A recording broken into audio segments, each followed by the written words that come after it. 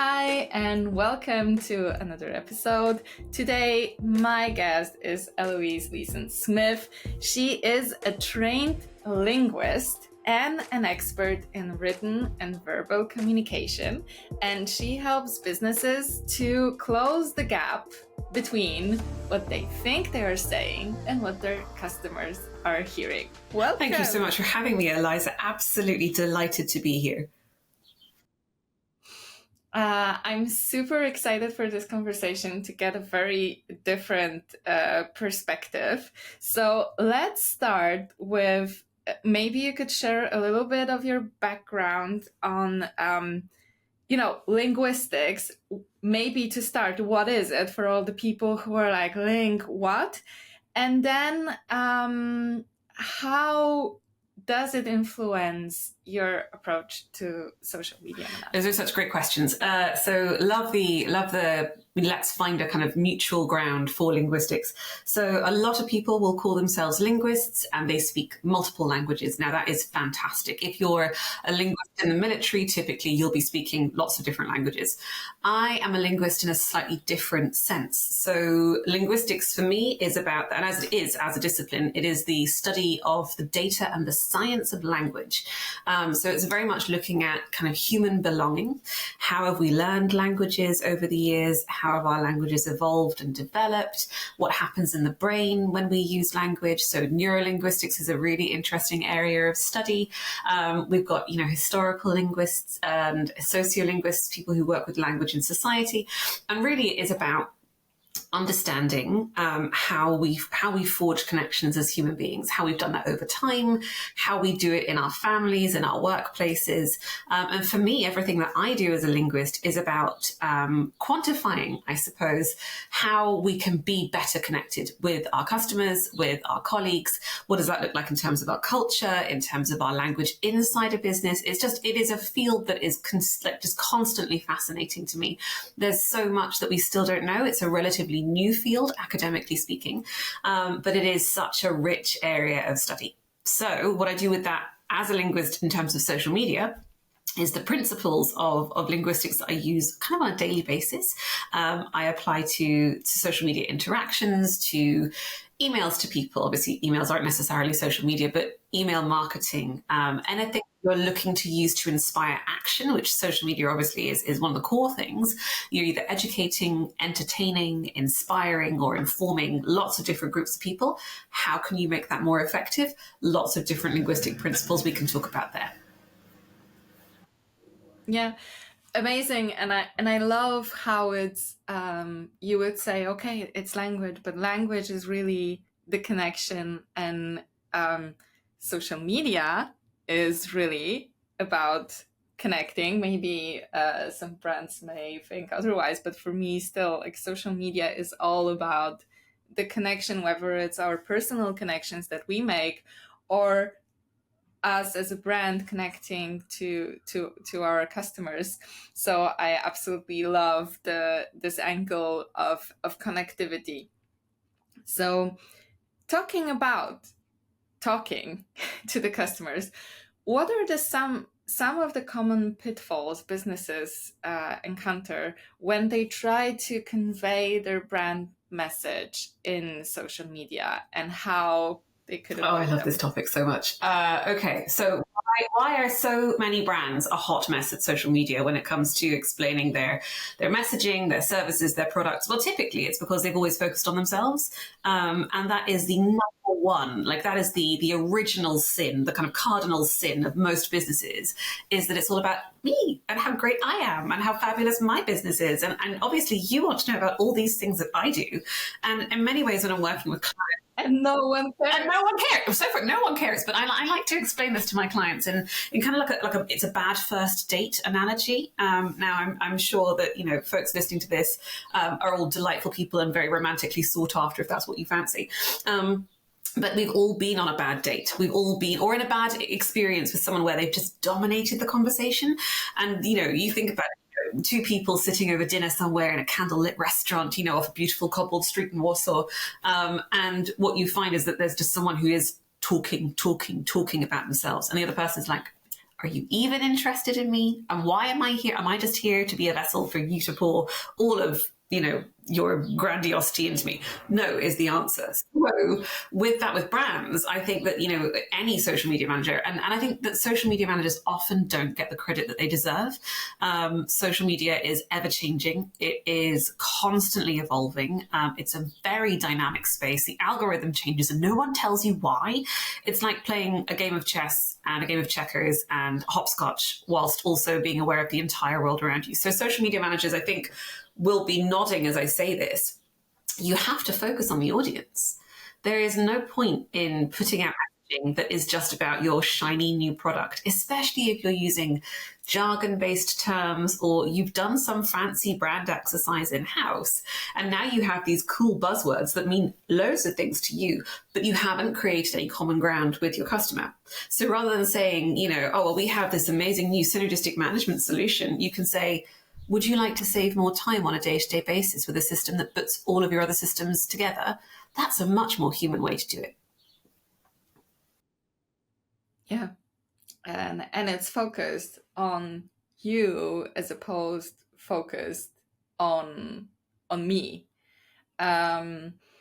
Although the challenge that comes is on the other hand, there might be internal pressure of like, you need to talk about more about the product, because if we talk about more about the product, then, we will generate more sales or whatever. But I think now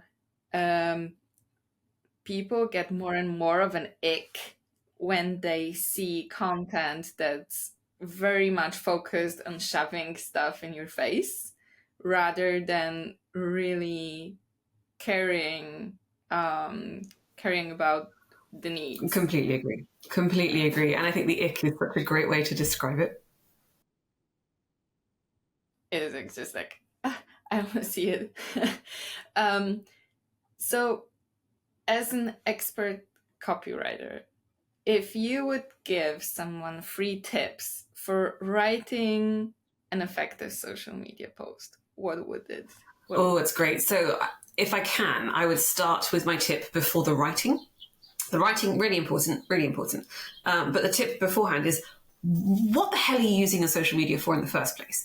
So I think this is one of those things that's, we have to talk about the product, because if we talk about the product, then we'll get more sales. I'm like, well, that's nice, but is that why people are connecting with you on social media? So I don't know about you, but I hate it when my social feed winds up being a catalogue. And I think to myself, I want to be informed, or I want to be inspired, or I want to catch up on what, this business is doing that's different and new in the market, that's inspiring for me.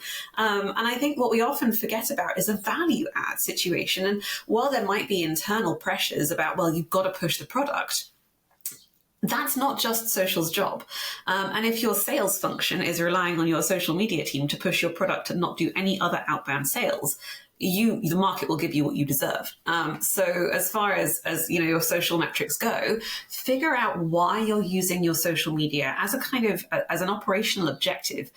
Do you want to increase your brand presence? Is it about being the go-to person in the market for, some companies do a great job of memes, for example. So they kind of put their finger on the pulse of what's happening in this particular industry, and they do it in a way that's pop culture, it's relatable, it's funny, but still with enough authority that people are like, oh, they can make that joke because they know about their market so well. So you're kind of building authority in a very subtle way. Other places are using it because you do have a product, but actually it's about a lifestyle fit. So it's about demonstrating here's how gorgeous this could be in your home. And obviously stuff like that is very aspirational.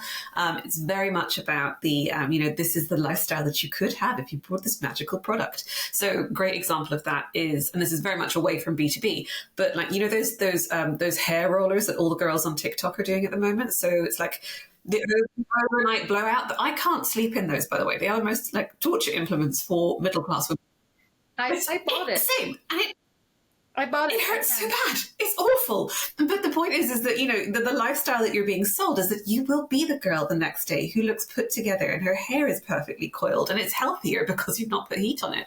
As you can tell, I definitely do not have that lifestyle. But, you know, it's about kind of grounding your product in a potential, in a sort of a fantasy future. And I think that actually IKEA does a really good reverse version of that, where it puts its product in a very relatable real life situation. So they did a series of ads, I think it was about 3 or 4 years ago, around new parents and about having a new baby and all the things that you would need. And then very funny, very subtle humor. Did a great job of saying, don't worry if it breaks, it's IKEA. It was $4.99, and kind of almost poking fun at their own price point. So identifying what is the purpose of your social media channel specifically is absolutely the first tip that I would go with. I know it took me a long time to get there. But the second tip would then be, you don't always have to rely on writing to make an impact. So obviously it's a very, very much a cliche, but a cliche is because it's true, is that a picture is worth 1,000 words. So is there some kind of visual take that you can make on something? It's a much more universal language. So finding an image, a photo, a meme, please not a stock graphic of like different blue hands pointing at like an imaginary hologram. Can we just get rid of those? And like connectivity. No, that needs to go and die. Those should go to. There should be a separate hell for people who Completely agree. They need to go and die in a fire. Early 2000 called It Would Like Its Images Back. And then so the first tip would be look for a way to visually communicate the point that you're making. It could be a video. It could be a GIF. It could be a meme. It could be just a really beautiful photo. Anything, literally anything. But it's a much more universal way to bring people together. And then thirdly would be check your language accessibility. And with your images, you should always be providing things like alt text, because that is great in terms of including people who aren't necessarily, might be visually impaired, things like that. But then think about your language accessibility. So a huge part of my work is with B2B companies. A lot of people in the cybersecurity space, lots of people in the finance space, fintech, SaaS, lots of really complex concepts, often around software and different functionalities. And disrupting the AI-powered, efficient. No, Yeah. Make it stop. But it is. So I think that the tendency, I mean, I can spot an AI written post at about 100 paces, but there's definitely something to be said for making your language as simple and as human and as engaging as possible. And the best way to do that is to measure your readability. So readability is something that, you know, not just linguists, but, you know, different academics, teachers, English speaking or literature professionals all around the world, not just in an English context, will use to make sure that what they're writing can be understood by, and I don't want to say lowest common denominator because that implies a lack of quality, but by the most easily understood. And I think that's important because not everybody is a native speaker of English. Everyone's English language abilities, if you're writing in English, vary wildly. You know, English and Spanish, obviously, really the two of the most widely spoken languages in the world. But when it comes to making your posts accessible, if you want to make a good impact on your market, you don't just want to be easily understood. You want to understand what you're saying so clearly that you can say it and express it in the simplest possible terms. Because simple creates trust because it's easily understood. You're not hiding behind jargon. You're not hiding behind made-up complex terms or product names that no one understands or really specific industry phraseology that just doesn't... It will probably appeal to like 1.2% of your audience. And the last time I checked, that wasn't great reach. So with that in mind, if you can explain something in a clear, simple, and straightforward fashion, you're going to build credibility, trust, and be more easily understood. And I think those are kind of the kind of holy trinity qualities of social media for me, certainly. Yeah, amazing. Interesting enough, I used to work years in banking, and we used to write those like complex summaries for suspicious activity. And we always did what we called the granny test. Because when you're an analyst in a bank, you're language vocabulary is very hermetic. You wouldn't believe the coffee break conversations you would encounter in this type of environment. But the granny test is, if you would present this to your grandmother, would she be able to understand what you're saying?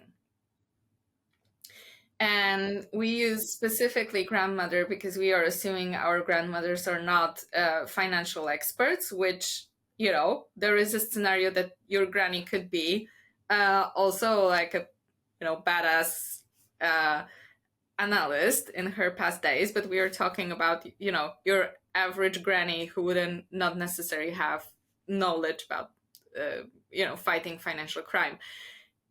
Or would your 6-year-old understand what you're trying to say? And that is such a beauty. I think also in terms of catching attention, the more complex the communication is, the more people need to invest their attention. And we know investing attention is not really what people are into these days.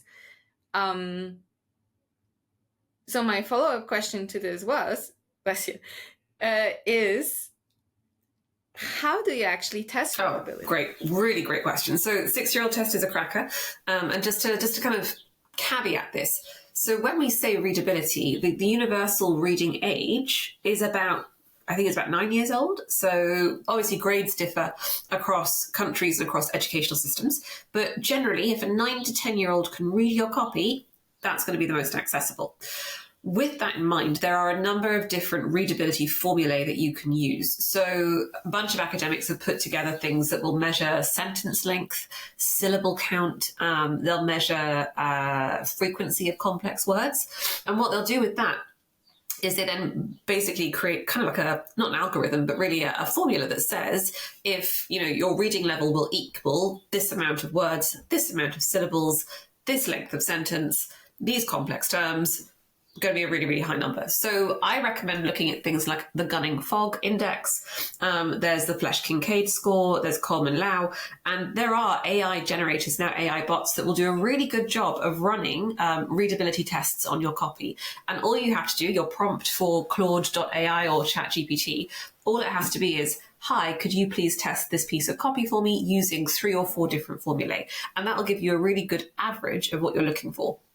It is worth doing a little bit of investigation into those different scores to understand. So if a Gunning-Fogg score is, say, 69 out of 100, but the Coleman-Lau is maybe a bit lower, what does that actually mean? But typically, the AI bot will also give you an overall. So it'll say that this text is fairly straightforward to read. It would be understood by someone in their early years of high school, or this is really complex text with lots of different syllables in it, the very complex terms, probably only accessible for someone in a college or a postdoc environment.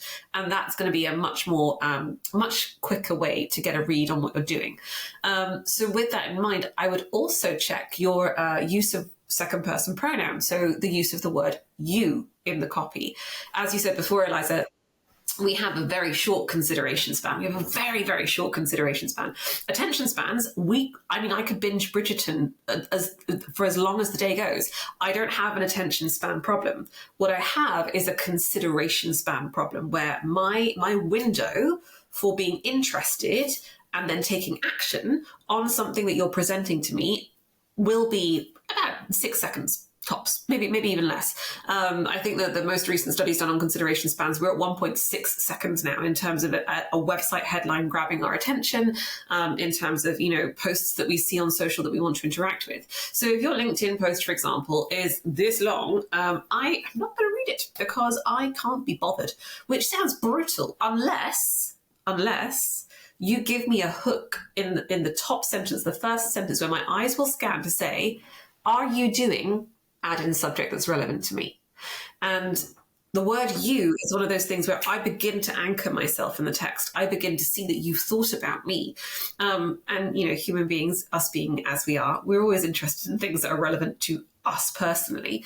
Exactly. It's not about me. It's not about me. But there's definitely something to be said for measuring the use of you in your copy. So if you don't know how to do that, and you are writing a long form post for LinkedIn, or you want to, I don't know, share a white paper on social, make sure that you're leading with the word you. You can analyze the word count that you have, count up the number of instances of the word you or your in the copy, and then just figure out the percentage. So anything less than 2.5%, it's probably not going to be that engaging. McKinsey are winning at the moment with 0.2%. Shame on you. Anything more than 7.5% is a bit weird, to be honest with you. So look at finding that really happy balance between like 3.5%, 5% of your text. And it just makes for a much more engaging piece of copy. Wow, this is such a great advice. Like, I'm excited now. When we finish this conversation, I want to see my latest piece of copy of the newsletter, to run it through a readability test, and then see how much percentage of you do I have. But this is, I love that sometimes the simplest things that make so much sense are the best, and we get so caught up in our daily things like, oh my god, I need to market this, I want to do this, and this is just gold. So kind of to sum up, so it doesn't run away, I think, first start with your why. Do you want to entertain? Do you want to inform? Do you want to inspire? Then figure out, if you want to say something at all, like what's your chosen media of communication, and does it need even a lengthy comment? And then if you write something, make sure it's about your audience and it makes sense in terms of readability. Yeah, perfect. That was a very elegant summary, much better than I. And now the marketer's kind of mini nightmare, or at least my personal mini nightmare, is a call to action, because I always cringe when I need to do those. So I know you're helping your clients also to work on the call to action. So what would be is there a formula to think about an effective call to action? Great question. I would love to say yes, but in my conscience I can't. So, but no. And the reason that it's but no is because I think you have to. So for me, calls to action are incredibly important. But there's a very fine line between inspiring action and telling someone to do something. Now, when we think about things like nudge psychology, if you use a phrase like shop now, I'm going to go, no thanks, mate. I don't think so. And it's one of those things that kind of... I don't want to shop. Yeah, that maybe. How rude. There's definitely something to be said for like a really direct call to action. And sometimes that works really well. So for example... you could use it in, I don't know, like a Facebook advert for a sale for a fast fashion company, right? Those are the kind of places where your call to action will depend massively on what has gone before. So a call to action has to be relevant to the text at hand. So if you are, say, a product-based company and you are selling something and you're doing a sale that's going to expire by midnight, that is then appropriate to say, don't miss out, shop now. And what you're doing there is you're actually evoking a sense of FOMO. You are inviting someone to have a look at something without missing out. It's less about shop now because I told you to, and we don't want you to miss out on all this great stuff. So the context of your call to action is the most important thing. When it comes to things like B2B, that really has to be very anchored in what you want, what the call to action wants them to do. So, for example, if you want someone to sign up to a webinar, it can be as simple as saying, save your seat here. I think if you can give someone a gentle prompt to do something, sign up here. I mean, I think sometimes our eyes get fatigued. We gloss over certain things. As with anything, I would say test it. Test what works well.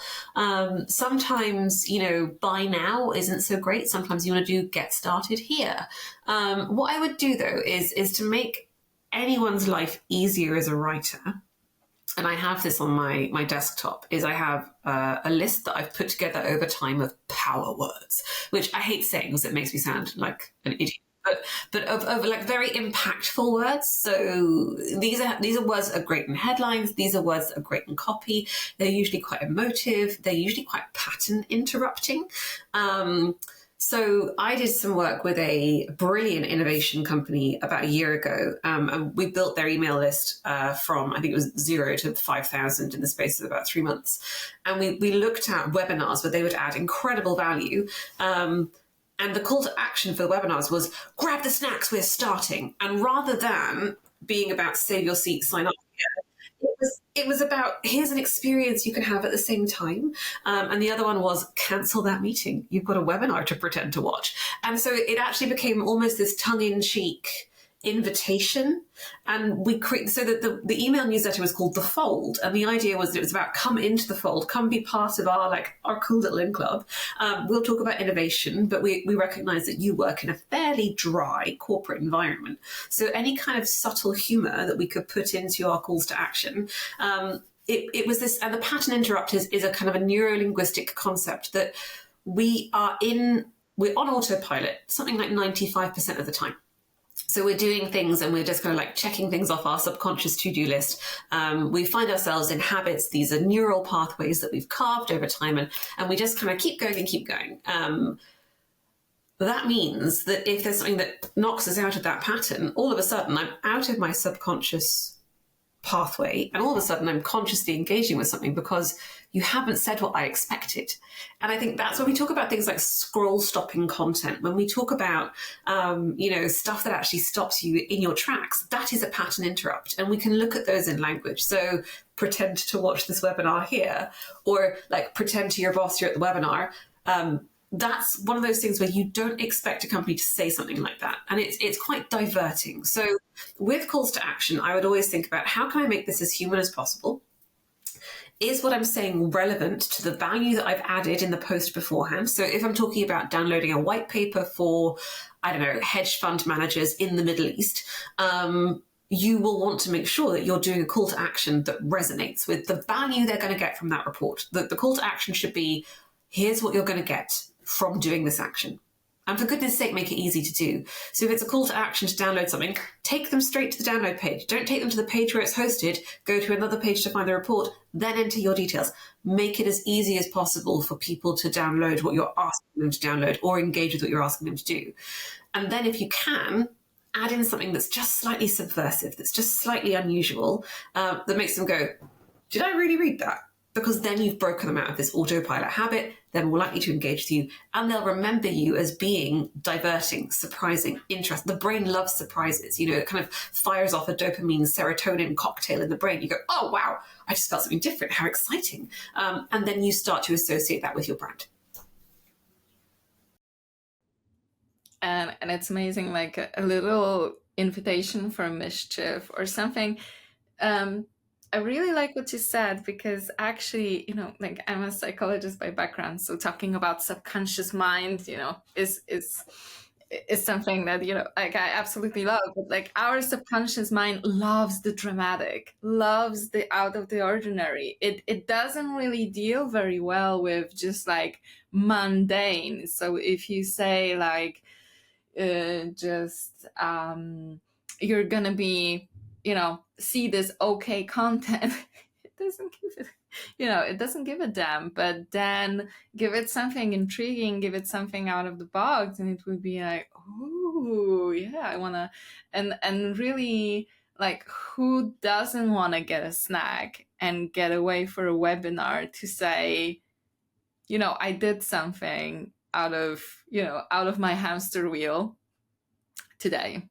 That's absolutely amazing. The same thing. My next question now. So sorry to jump in. Just the thing to say there is the same call to action principle also applies to things like your subject and your preview lines.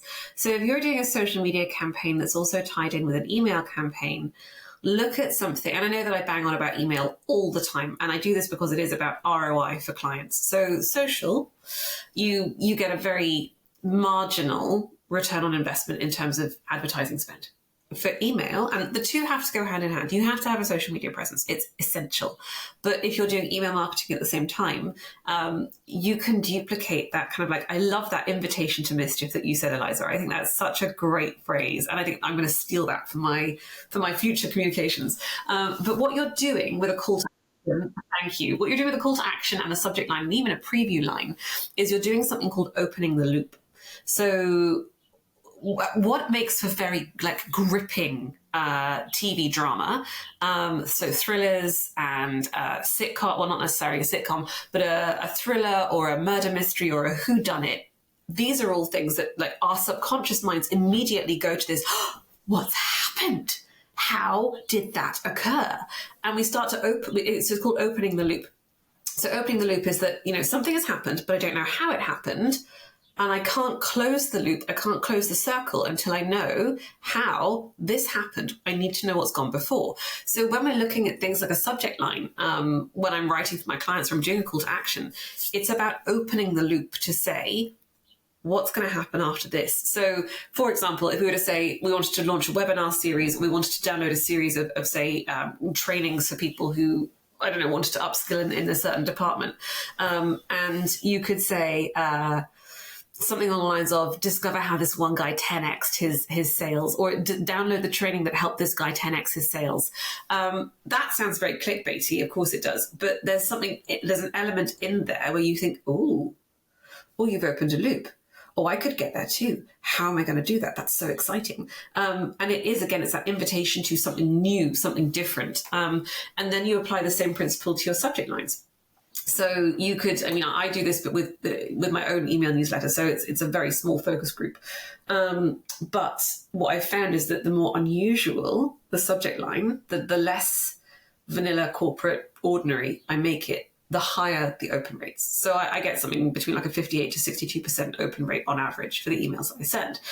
And, I think my last email I sent was grab your snorkers, we're making change. Now, snorker is a British military term for sausage. It's something my grandfather used to say all the time. And I know. My grandfather used to say it all the time. And I remember being little thinking, what's a snorker? And I realized growing up, again, this is a sociolinguistics thing. So it's a mark of kind of socially, who do you find, who's your connecting base and who are your people? And we can talk about that more later. But by leading with a word that was really unusual and that not a lot of people knew, but sounded funny. So when we're thinking about the actual sound of the word, what's a snorker? I don't know that word. Oh, that's different. I've opened a loop. I now have to find out what the word snorker means. And the results from that have been really, really interesting to see. So with this whole concept of putting in something unusual, putting in something unexpected, unanticipated is such a great way to, as you said, with the subconscious, it loves something new.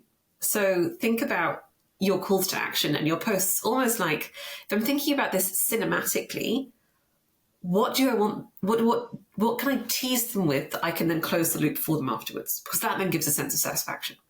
I hope that made sense. That felt good. Yeah. What is my Bridgerton season 3 carriage scene equivalent? Steady on. Whew. Yeah. Okay. We need fans. Yeah. Exactly. But why is everyone waiting now for the second part? Because they left it with this cliffhanger, which we won't say to anyone who still hasn't watched it, and we are not ridiculous. And for some reason, you haven't seen it all over social media, and you don't know what happened in the carriage. So.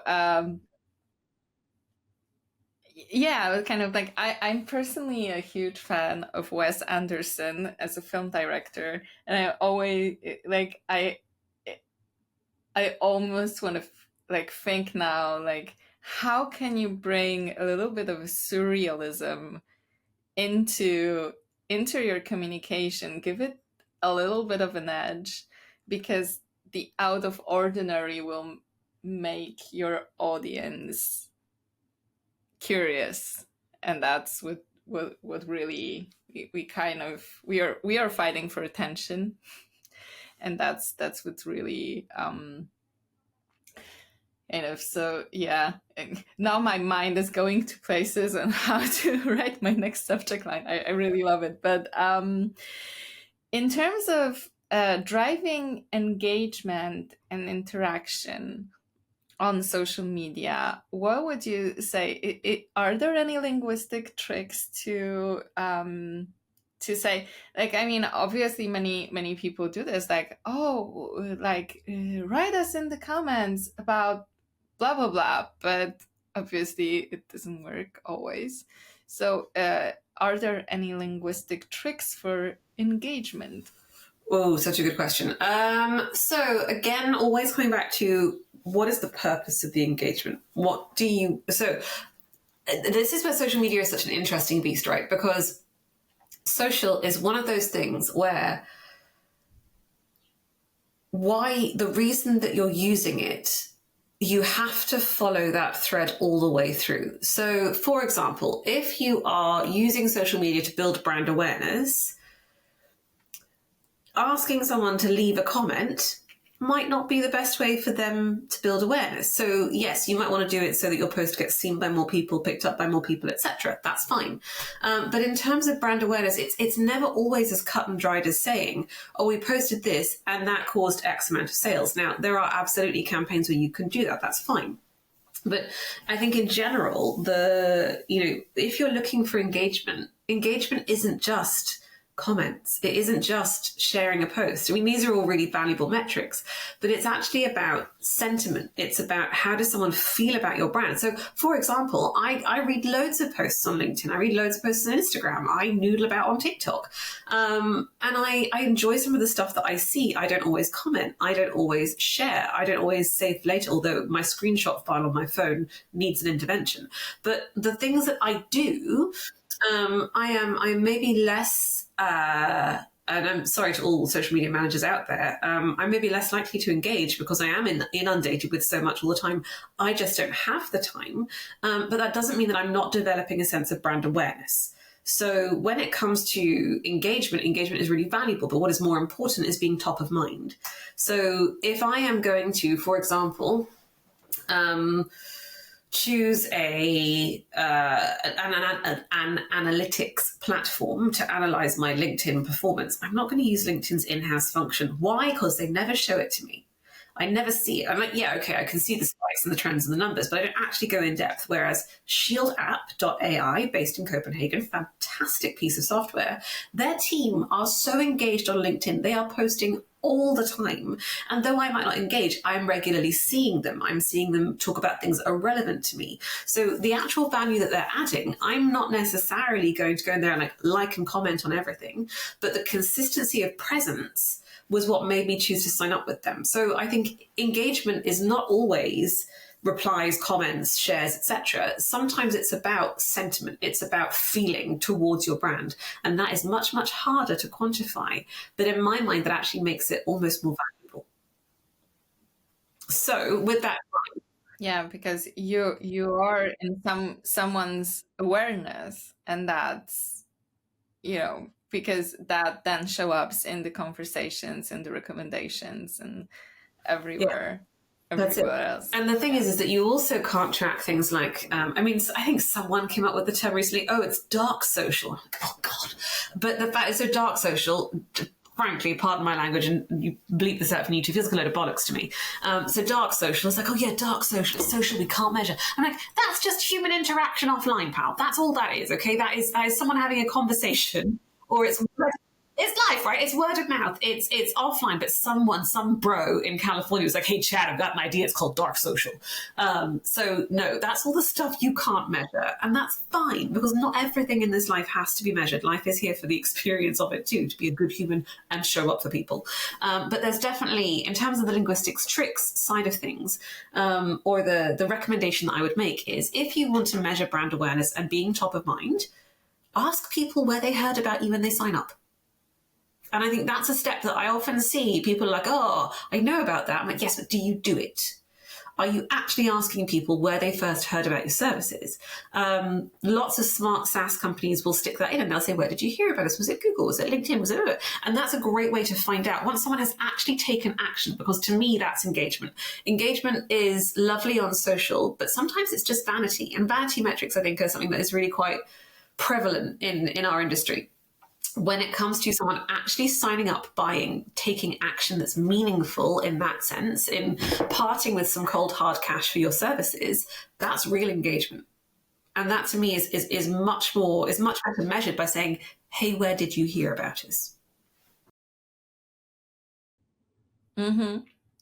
When they are actually engaging with the product. As you were telling this, I have like a beautiful dating analogy.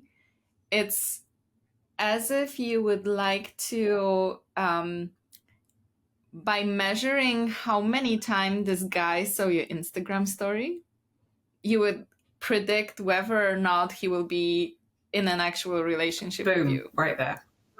He won't. Yeah, perfect. Because the person that you will end up the relationship with is the one who took action and invited you on a date, not the person who saw all your Instagram. Not the creeper who like literally will go back and like all of your past posts, but the guy who actually said, or the person who actually said, hey, do you want to go on a date with me? Yeah, exactly. Yeah, love it. Exactly. So the bare interaction on social media doesn't guarantee anything in dating, and it doesn't guarantee anything in business as well. Yeah. Wonderful. So I think that one of the, I guess, everyone probably agrees that when the metaphorical shit hits the fan, when there is a crisis, then everyone agrees like, oh, this is where communication is super important. Communication is super important like at all times, but do you have any tips on how social media managers can handle negative feedback when a crisis emerges? Okay. That's interesting. And is the crisis that we're talking about, is it like world politics stage, or is it like internal crisis, or the business has been found out to do something a bit naughty? What kind of crisis are we talking about?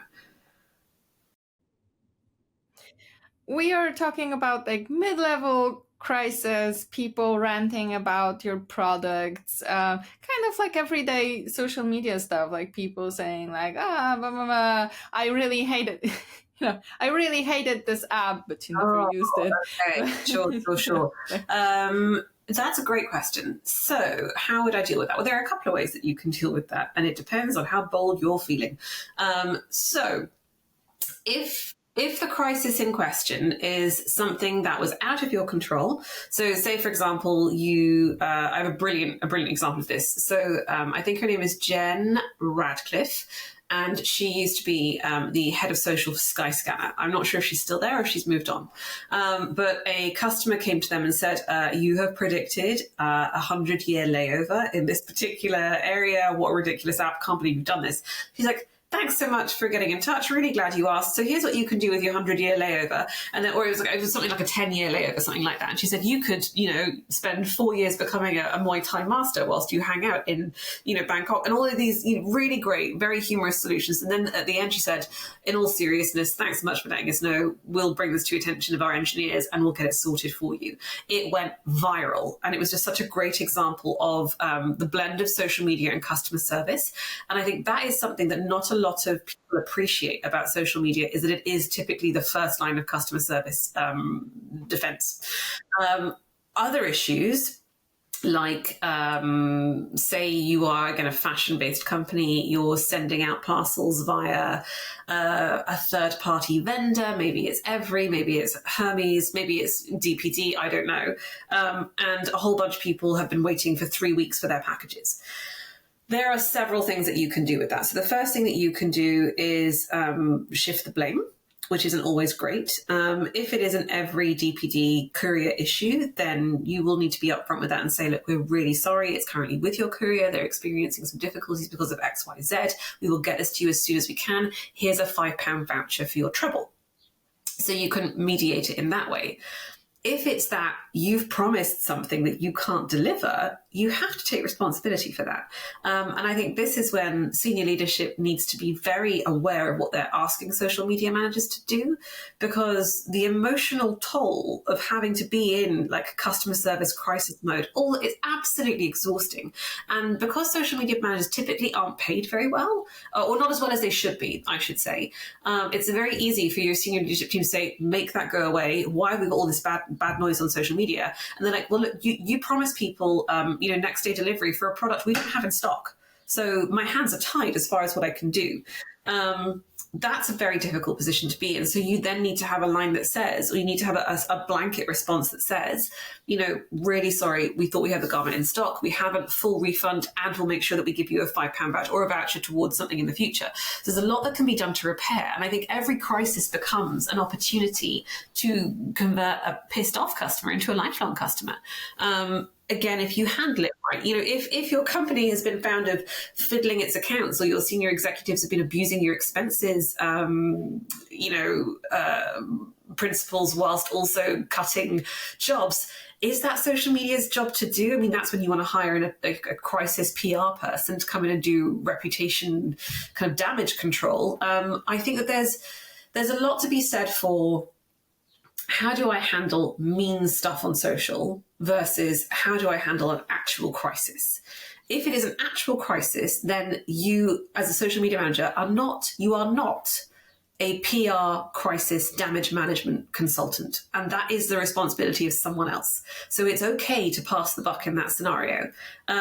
What you can do is, and again, this can backfire, but sometimes brilliantly, is if you've got a bunch of people who have decided they don't like you for some reason, I think PG Tips, was it PG Tips? There was a tea brand in the UK, as we love a cup of tea. There was a couple of companies who were speaking out against racism and systemic racism, and then a couple of people on Twitter, or X as I should call it, on social media basically said, oh, I can't believe you're doing this. It's all just a load of nonsense, what a load of rubbish. And someone said, I think the actual social media response was, well, it's great that I'll never buy your tea again. And they were like, great, because we don't want to sell it to bedheads like you. And it was just the most brilliant, this brutal response. And I think when you're standing up for the right reasons, that's a great thing to do. So I think social medias are allowed to get a little bit salty from time to time. There are some fantastic examples all over the internet that you can see. But when it comes to a genuine crisis, don't be afraid to pass the buck. It's fine if they've got a party line that they want you to use, if they've got a phrase that they want you to use. If it's a customer service crisis, deliver amazing customer service. Like, it's not difficult to do. Yes, I know it takes a massive toll, but you can copy and paste that message, personalize it, say, hi, Sharon, hi, whoever, we're really sorry this has happened. This is why it's happened. Give them a reason. If people know why something's gone on, they're almost more likely to be empathetic towards the situation. And if you've told them how you're going to fix it as well, that's really lovely. And it's such a great opportunity to convert that customer for the long haul. If they're just being unpleasant for the sake of it, you can clap back. That's totally fine. But make sure that you have guidance on this, because it shouldn't be something that a social media manager or a social media exec should have to make that call in the moment. It should be supported from within the organization. Exactly. Beautiful. I'm gonna gospel that all over the place. Last question. Do you have any predictions for trends in communication for social media marketing or for email marketing, as much as we can predict anything nowadays? As much as we can predict anything nowadays. Oh, so I think, what do I think? I've noticed that people are falling out of love with LinkedIn a little bit. I think I'm starting to see a real increase in polarity. So there's LinkedIn is my home. That's where I spend all my time. So that's what I talk about. And it's the only one that I use for work professionally. So this is a very, very personal call on that, obviously. But with LinkedIn, I see these kind of increasingly polarized groups. And I see that LinkedIn now has these mega influencers, and LinkedIn is a huge platform. I think it doesn't quite, not a lot of people think, oh, it's that big, or they think it's really daunting, or they think it's kind of stuffy and corporate. And I'm seeing a couple of different trends emerge. So one is like the, hustle bro, girl boss, hashtag productivity culture. That's like, I got fintech bro, I'm gonna and I had my A1 green juice smoothie, blah, blah, blah. And then I ate some organs because it's good for. And a cold plunge. Let's not forget the cold plunge. Okay, so yes, all of that. So there's all of that side, which I think is kind of where Instagram and LinkedIn overlap. So it's a lot of that same kind of like visual presence on Instagram being mirrored on LinkedIn, not terribly successfully. Then on the other side, I'm seeing a whole group of people who are hypercritical of that group and kind of build their own profiles for themselves based on negging these guys over here. So they'll say, right, ignore the work bro that tells you that, the best route to more sales is increased advertising spend if you don't know that, like, what your advertising spend is doing because your product, shit. So there's another camp there where I'm seeing these like increasingly polarized camps of people. And then the other side that I see is it gets really boring a lot of the time. There's some corporate posts and some stuff that goes out there is just so dull. So I think LinkedIn's probably having a bit of an identity crisis at the moment. I'll be very interested to see where it goes in the future. In terms of people, I think B2B businesses are realizing that the only place they really have a home is going to be on LinkedIn. So I'm looking forward to seeing how that evolves for corporate strategies in the future. Twitter is a trash fire. It's just increasingly vicious and it sort of, what's the word, inflamed. I think it's a very inflamed platform. And I'm sure there are still some great things about it, but once it went through its identity change, I think it lost a lot of what made it such a nice community place for so many people. Now it just feels like Twitter is like open. Well, I would say it assumes a lot of the identity of its current founder, alleged owner. Well, not founder, but owner, right? It's like, I think X/Twitter kind of assumed this like persona of a megalomaniac multimillionaire white dude who's resentful. Just has a lot. I think he needs to sit down in a cup of tea and talk with someone. Get his head back on straight. So I'm not a fan of that. I think Facebook seems to have. Facebook owns everything, or Meta owns everything, and I think that there's. I don't know. I think that there's so much of a blending of everything. My predictions for the future are that I think we're going to see an increase in blandness. We're going to see an increase in beige and an increase in everything sounding really similar, except for like very hyper-inflamed reactive camps of people. So you're going to get some like spiky outliers, and that's fine. But a lot of the time, everything's going to sound the same. And that is because of AI. So AI is one of those things where we are seeing so many generated posts with the same vanilla ideas, the same concepts. Now, AI, a lot of people ask me, like, are you afraid of AI? Are you scared that AI is going to take your job? And I laugh, not in their faces, but I do laugh because it's ridiculous to think that AI could steal the job of someone who is truly committed to communicating, because the things that make us great communicators, the things that make us great social media managers or speakers or strategists are things like our empathy and our creativity and our innovation and our ability to relate to each other, read between the lines and pick up on tone and nuance and come up with lateral ideas. Lantern thinking is one of my favorite concepts, where you think about, if you think about all the ideas in your brain are like a series of like lanterns or light bulbs. And one light bulb, once it goes off, does it do the next light bulb or does it do a light bulb way over there? How big are the jumps that you can make in your mind? That is not something that AI can do, because everything that AI can do has already been written. So it can only do what it's always done. It doesn't innovate. It can't be creative. And what's terrifying is that, you know, the rise of AI art, which everyone I think finds deeply disturbing on multiple different levels. Again, it's one of those things that's really intangible to quantify, but that doesn't mean it's less valuable. And I think what we'll see is hopefully, I really hope we'll see more of a reversion, of a return to being individual and kind of hopefully coming back to a world of clearer thinking. I think it's going to be very, very hard to do.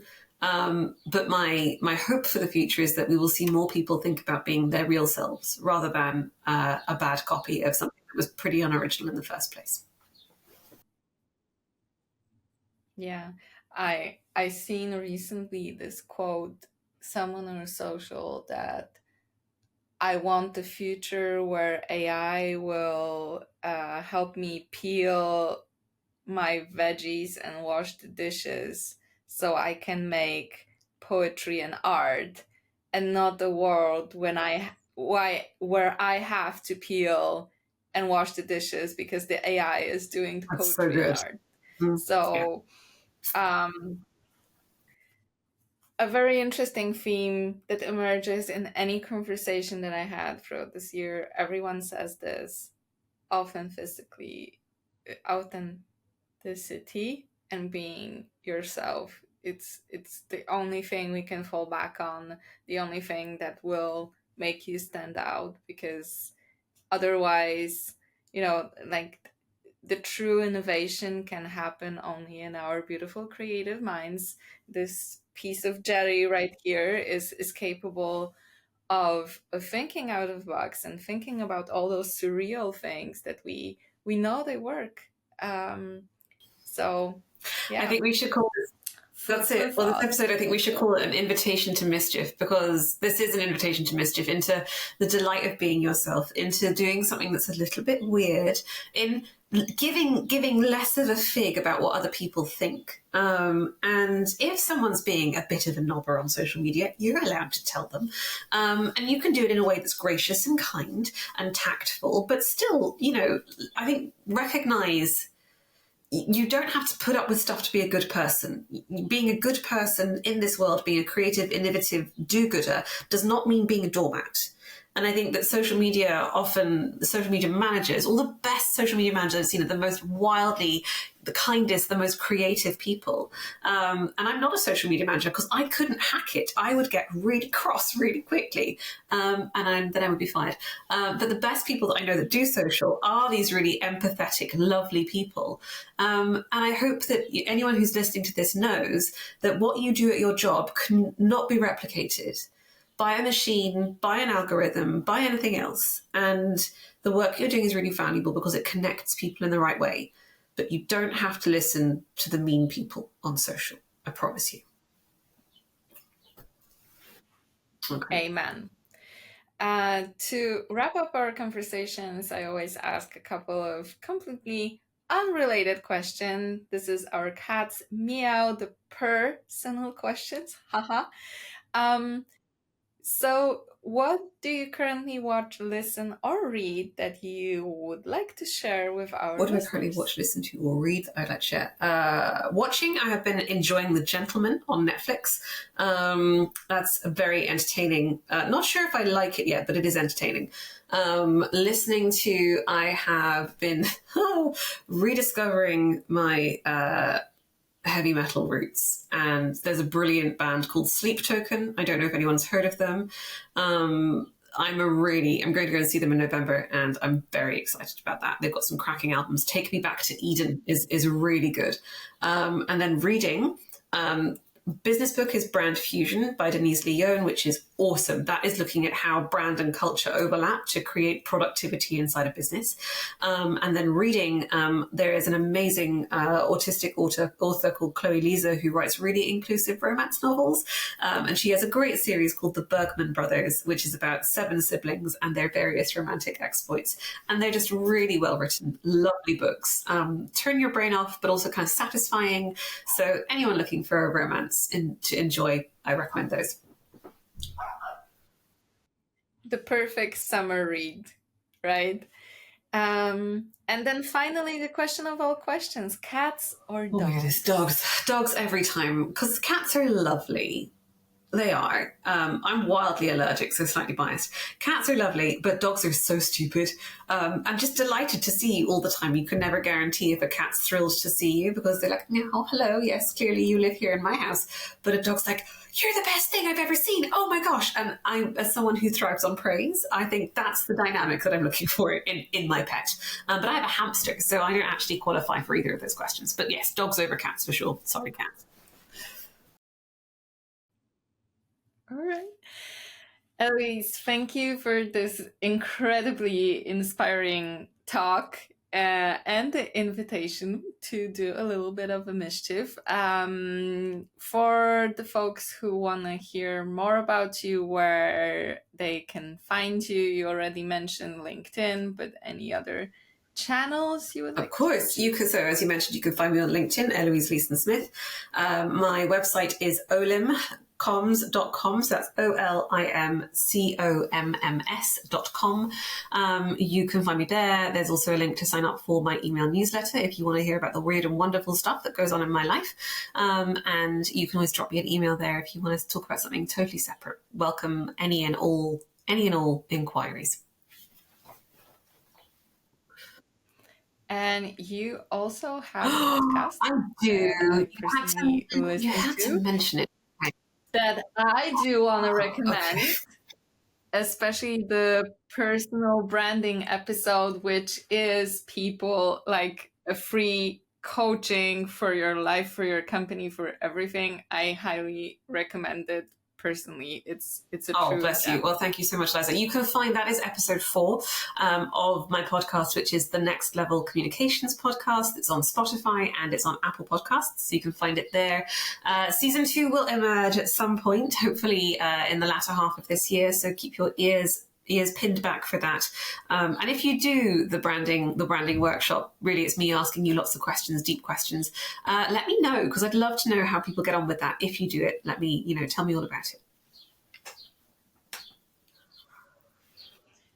All right. So I think it's officially the longest conversation we had here, but I want to say it's my favorite because the other guests will be then, maybe disappointed, but definitely amazing, inspiring conversation. Thank you so much. And to all our listeners, if you like this content, as usual, follow us, check out the other episodes, and until then, have a terrific time. Take care, guys. Bye.